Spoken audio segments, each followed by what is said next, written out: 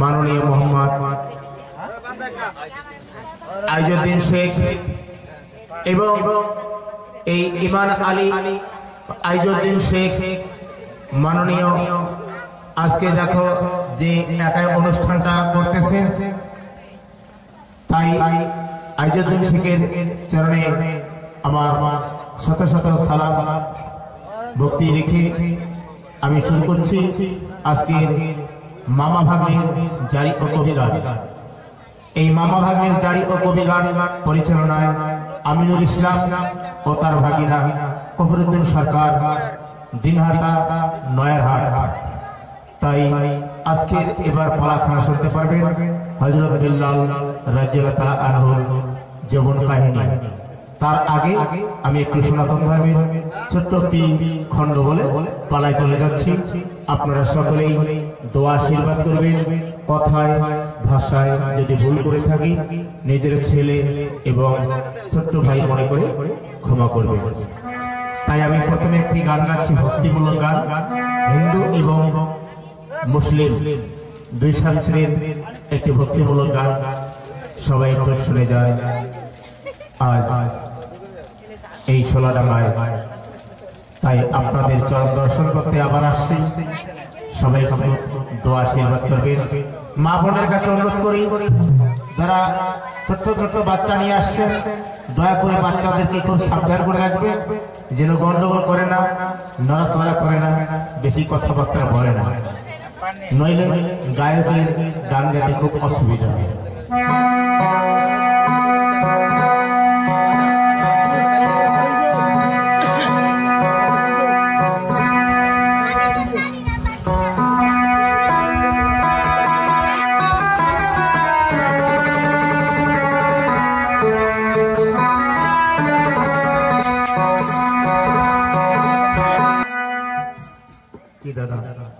গান কি বোঝা গেছে কি?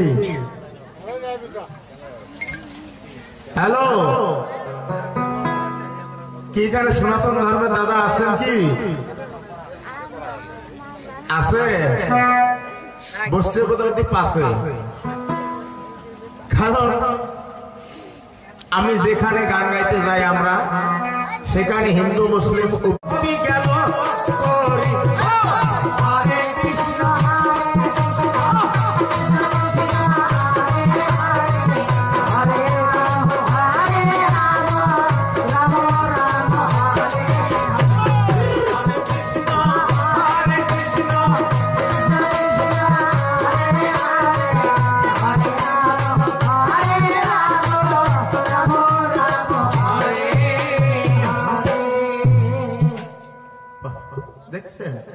কত সুন্দর গণেশ তিনি ভক্ত ছিল ভগবানের। মায়ের চরণে পড়ে যখন ভক্তি করিল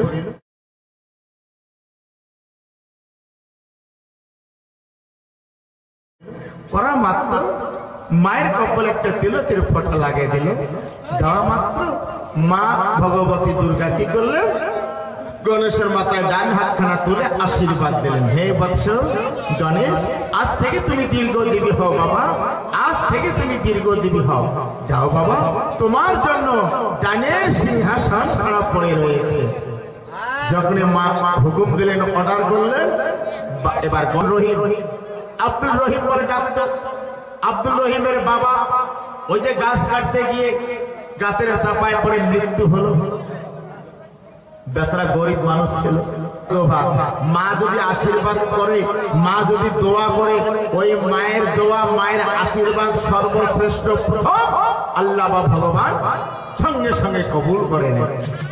বুঝতে পারছেন? তাই মায়ের আশীর্বাদে গণেশ ঠাকুর সিংহাসনে বসে গেলেন। এখন নারায়ণ কি করলেন জানেন? গণেশের রূপ ধরিয়া ওই কার্তিক ওই বিশ্ব ভূমণ্ড ঘুরতে যখন গেল, যাওয়ার আগে গণেশের রূপ ধারণ করে নারায়ণ প্রত্যেকটা সনাতন ধর্মের নারীদের কপালে কপালে নিমিষের মধ্যে তিলকের ফোঁটা দিয়ে চলে গেল। এখন কার্তিক যে বাড়িতে যায় সেই বাড়িতে দেখে সনাতন ধর্মের নারীদের কপালে তিলকের ফোঁটা হয়ে গেছে। কার্তিক এখন জিজ্ঞেস করে, মা গো, তোমার কপালে তিলকের ফোঁটা কে দিয়ে গেল? বলে, আরে ব্যাটা জানোস না, তোর বড় দাদা গণেশ ঠাকুর তো একটু আগে দিয়ে গেল।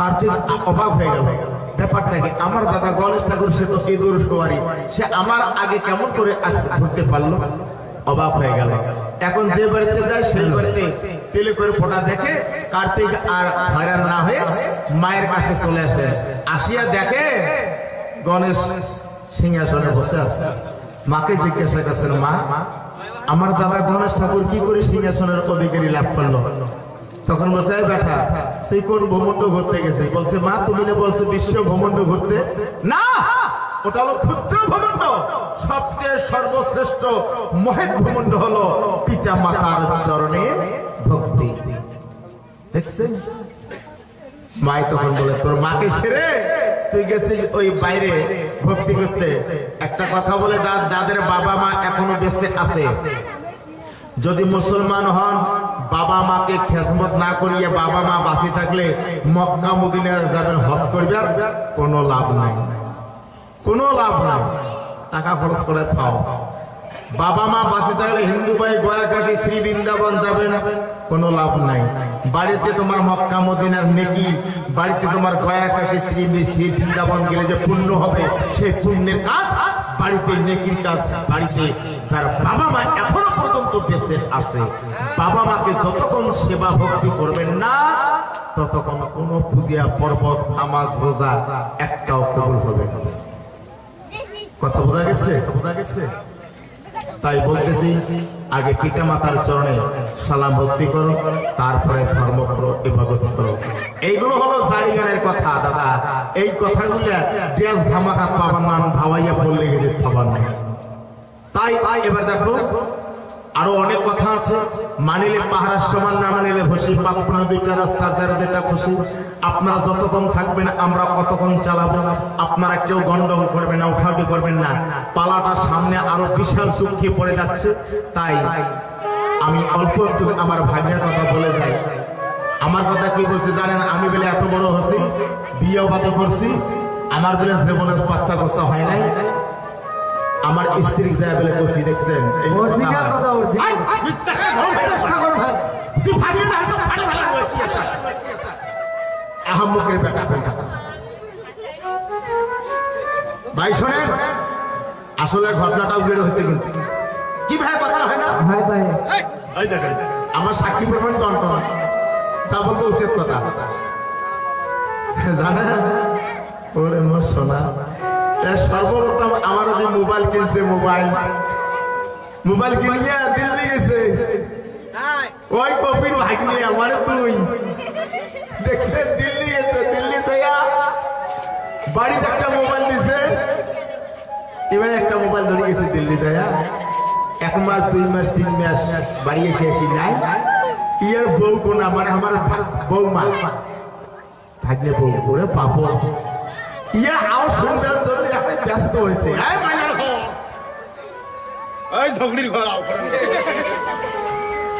একটা বৌমার কথা শুনবে জন্য ব্যস্ত হয়েছে তা যাই হোক বেচারা জাড়ি জ্ঞান ঘড়ি বেড়া জ্ঞান ভালো যেই মোবাইল মানে দিল্লি থেকে ফোন করছে হ্যালো পটকুড়ি না ওই যে ইয়ে চাচার বেটা ভাই একটা ধরছে বলে ভাই ওদের বাড়ি এসছে তো ওর কখন পাশাপাশি বাড়ি কায় কবির ভাই বলে হ্যাঁ তা উমায় ওর তুই ফোন করি আগত ইয়ের মার সাথে কথা ইয়ের মাও বাঁচি গেছে এলাম ইয়ের বউ বোনাও তো আছে এলা বলে ভাই মাও ঘটনা রে তাই যে ফোনের আওয়াজ শুনিয়ে ইয়ের বউ বোনা আনন্দ ঘর থেকে টপ টপে আসছে ইয়ের মাও নাই আসছে ইয়ের বউ বোনা আসছে আসি এলা উমায় তুই ফোন করছে আরে মা ফোনে মাক দিলি হয় এখানে কথা বন্ধ হয় এলা বাইরে যেই ইয়ের মানে ফোন আসছে বউ বোনা হুতিয়াশন হয়ে গেছে বউ বোনা আসিয়া যেই মোবাইল ওই চাচার বেটা ভাইটের হাতে নিয়ে যেই কথা হ্যালো এবার দিল্লিতে মা কেমন আছে মা কাকা কেমন আছেন ভাই বেটি সব মানুষের আওয়াজ প্রায় একই রকম শোনা যায় না যেই তুমি কাছে যেই এই বৌমা বলছে হ্যালো তুমি দিল্লিতেই গো বলছি মা বাড়িতে কাকা কেমন আছে কথাটা হয় ভাই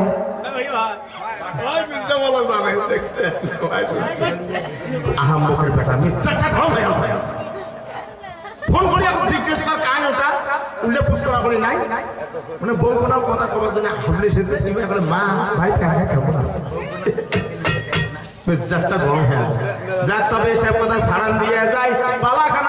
দুঃখে পড়ে গেছে ভাই। আছেন যত সভা করে হিন্দু মুসলমান, ধৈর্য ধরে শোনেন সবাই মামা ভাগ্নের জারি গান। এই জারি গান খানা পরিচালনা করতেছে আজকে ইমান আলী ভাই। তার এবার দেখো বাবা, দেখো মোহাব্বত করিয়া তাই তার ছেলের উদ্দেশ্যে ওই না দেখো জারি। আমি সে একলাই দেখো টাকা পয়সা খরচ করি। আপনি যত সভা করে হিন্দু মুসলমান, ইমান আলী এবং তার সন্তানের জন্য সবাই একটু দোয়া আশীর্বাদ করে যা।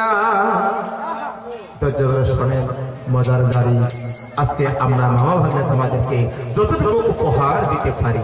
তাই এবার পালাখানা শুরু হলো। আস্তে আস্তে আপনারা সকলে বসবেন, ধৈর্য ধরে শুনবেন। দাদা, আমার কাছে জাতির ভেদাভেদ নাই। আমার কাছে সর্বশ্রেষ্ঠ জাতি হলো মানুষ, পুরুষ আর নারী, বাবা এবং মা। ধর্ম বেশি এবার দেখো, ধর্ম নিয়ে বাড়াবাড়ি করেন না। আজকে হিংসা ঘৃণা ছেড়ে দাও। হিংসা ঘৃণা অহংকার গৌরব ছেড়ে দাও। আমরা একই মায়ের সন্তান, আমরা যেন একইভাবে ভালোভাবে মিলে মিশে বসবাস করতে পারি। এটি হলো আসল কথা।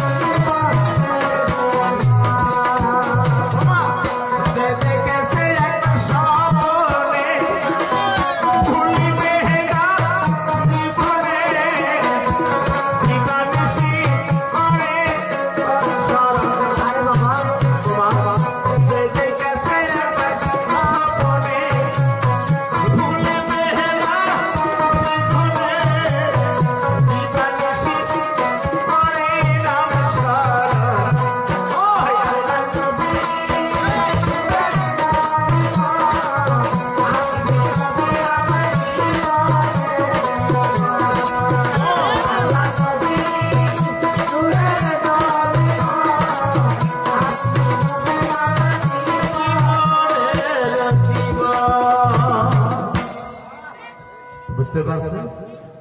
যে ব্যক্তি নবীর প্রেমে পাগল হয়েছে, যে ব্যক্তি নবীকে ভালোবাসবে না, যে ব্যক্তি নবীকে চিনতে পারবে না, যে ব্যক্তি নবীর কথা শুনবে না, কাল কিয়ামত রোজ হাসরের মাঠে সেই লোকটাকে আল্লাহর নবী শাফায়াত করবে না। যে লোকটাকে আল্লাহর নবী শাফায়াত করবে না, ওই লোকটা, ওই মানুষটা এবার কোনোদিন জান্নাতে প্রবেশ করতে পারবে না, তারা জাহান্নামী হয়ে যাবে। এই বাচ্চারা কথা শোনো, দিনের নবী রাসূলুল্লাহকে সৃষ্টি না করলে আল্লাহ পাক এই 18,000 আশরাফুল মাখলুকাত সৃষ্টি করত না। চন্দ্র সূর্য আকাশ, এবার দেখো গাছগাছরা, এবার জীবজন্তু, এবার দেখো মানুষকে সৃষ্টি করত না। আল্লাহর নূরের নবী পয়দা, নবীর নূরে 18,000 আশরাফুল মাখলুকাত পয়দা। সেই দিনের নবী রাসূলুল্লাহ হযরত মুহাম্মদ মুস্তাফা সাল্লাল্লাহু আলাইহি সাল্লামের প্রিয় ভক্ত ছিল এক ব্যক্তি, কে? যার কাহিনীখানা নামা হয়েছে হযরত বিল্লাল রাদিয়াল্লাহু তাআলা আনহু।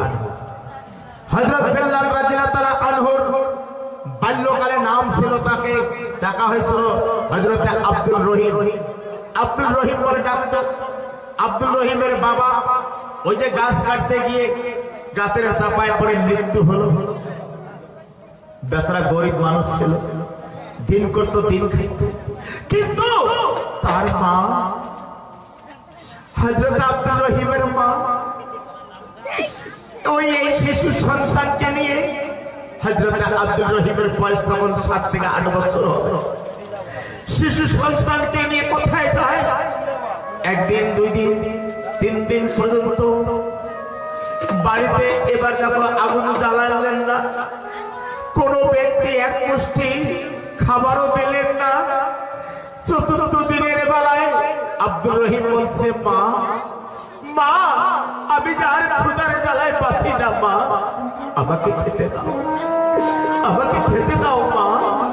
আহারে মা দুঃখিনী ছেলে আব্দুল রহিম কি বলছো? রে বাবা, আমাকে যে কেউ এক মুষ্টি অন্ন দানা, একটা রুটি কেউ আমাকে দিচ্ছে, বাবা আমার ঘরে যে কিছু খাবার নেই, চল দেখি অনেক বড় বড় ধনীর বাড়ি আছে, নিশ্চয়ই তার বাড়িতে গেলে কিছু খাবার পাবো রে, চল বাবা চল। ওরে ময়দানে সব কাহানির দরদ রে, আরে আল্লাহ জানবে কি আহার পরে,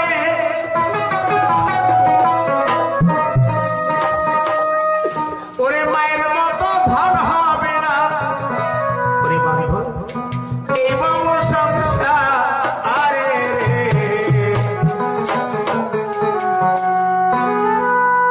ময়দানে সব